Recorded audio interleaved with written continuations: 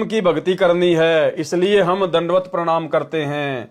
हमने पूर्ण ब्रह्म की भक्ति करनी है, यानी हम पूर्ण परमेश्वर कबीर देव सतगुरु रामपाल जी परमेश्वर जी की भक्ति कर रहे हैं, इसलिए दंडवत करना अति आवश्यक है।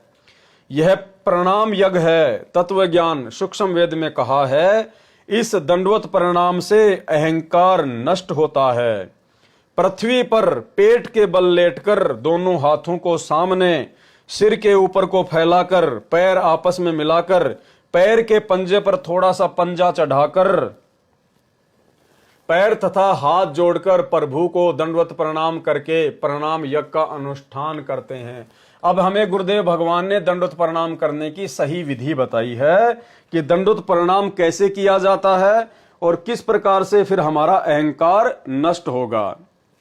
पृथ्वी पर पेट के बल लेटकर, यानी जमीन पर जैसे हम सीधे लेट जाते हैं, दोनों हाथों को सामने सिर के ऊपर को फैलाकर आपस में मिलाकर पृथ्वी पर हम लेट जाते हैं। उसके बाद हम दोनों हाथों को इस प्रकार से फैला लेते हैं, जोड़ लेते हैं। उसके बाद में पैर आपस में मिलाकर पैर के पंजे पर थोड़ा सा पंजा चढ़ाकर, ये ध्यान रखो भाई और बहनों, क्योंकि आज 90% संगत जो सतलोक आश्रमों से जुड़ी हुई है वो लोग दंडवत प्रणाम सही विधि से नहीं करते हैं।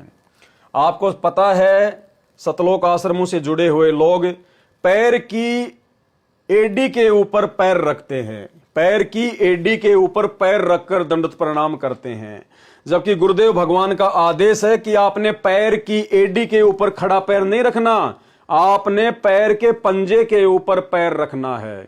इस दंडवत प्रणाम की संपूर्ण यथार्थ विधि साध संगति के माध्यम से वीडियो बनाकर समझाई गई है।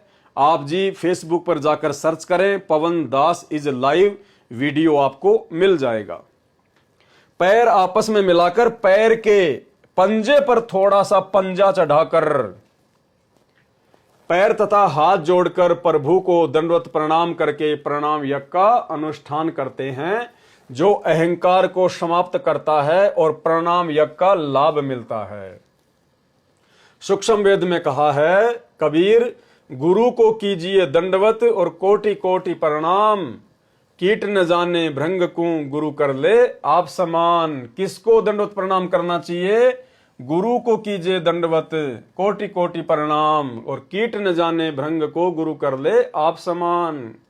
कबीर गुरु गोविंद कर जानिए, रहिए शब्द समाए, और मिले तो दंडवत बंदगी नहीं पल पल ध्यान लगाए। किसको गोविंद मानना चाहिए? गुरु को। गुरु गोविंद कर जानिए। भाई फिर इनकी क्या आवश्यकता, जब गुरु को ही गोविंद मान के चलना है। गोविंद यानी भगवान परमात्मा। जब अपने गुरु जी को ही गोविंद मानने का आदेश है, विधान है, तो फिर हमने इस कागज की फोटो को गोविंद मानने से पीछे हट जाना चाहिए। अब हमने ये मनमाना आचरण छोड़ देना चाहिए, गुरुदेव के ज्ञान को आधार बना लेना चाहिए।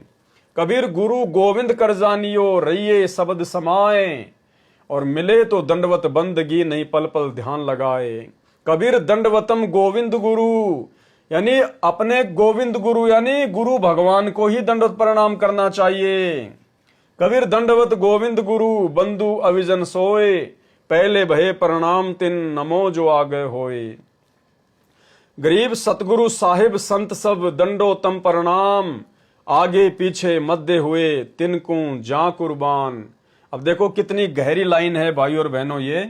गरीब सतगुरु साहिब संत सब दंडोतम प्रणाम, आगे पीछे मध्य भये तिनको जा कुर्बान। हमारे सतगुरु कौन? सतगुरु रामपाल जी। हमारे साहिब कौन? सतगुरु रामपाल जी। और संत सब, संत सब का मतलब आज से पहले जितने भी संत हुए हैं, यानी परमात्मा ने जिन जिन संतों के रूप में, तत्वदर्शी संतों के रूप में भूमिका की है, जैसे आदरणीय गरीबदास जी महाराज, आदरणीय दादू जी, आदरणीय नानक जी, इन सब के विषय में कहा गया है कि इन सब को दंडवत प्रणाम करना चाहिए।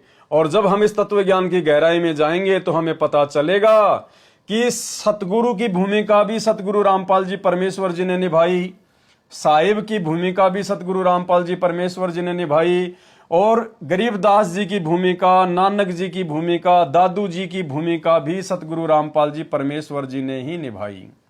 अब बहुत सारे भगत भाई बहन सोचेंगे कि भाई नानक जी को तो परमात्मा ने आत्मा कहा है, गरीबदास जी को तो परमात्मा ने आत्मा कहा है। भाई गरीबदास जी तो स्वयं ही कबीर परमात्मा थे, वो कोई आत्मा वात्मा नहीं थी। रही बात दादू जी की और नानक जी की, तो वो उस समय तक आत्माएं थी जिस समय तक परमात्मा उनके शरीर से आत्मा को निकालकर सतलोक दिखाकर नहीं लेकर आए।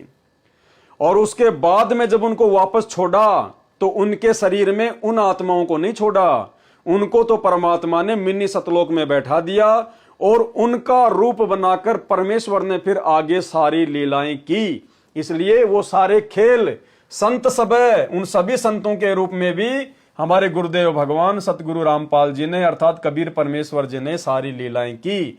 यानी दंडवत प्रणाम केवल अपने गुरुदेव भगवान को ही करना है। गरीब सतगुरु साहिब संत सब दंडवतम प्रणाम, आगे पीछे मध्य हुए तिनको जा कुर्बान। अब पीछे जितने भी तत्वदर्शी संत हुए थे वो भी स्वयं कबीर परमात्मा ने ही भूमिकाएं निभाई, और आगे भी जो तत्वदर्शी संत होंगे वो भी सतगुरु रामपाल जी भगवान ही भूमिका। जो गुरु बचन पे डट गए, कट गए फंद 84 के, कट गए फंद 84 के, कट गए फंद 84 के।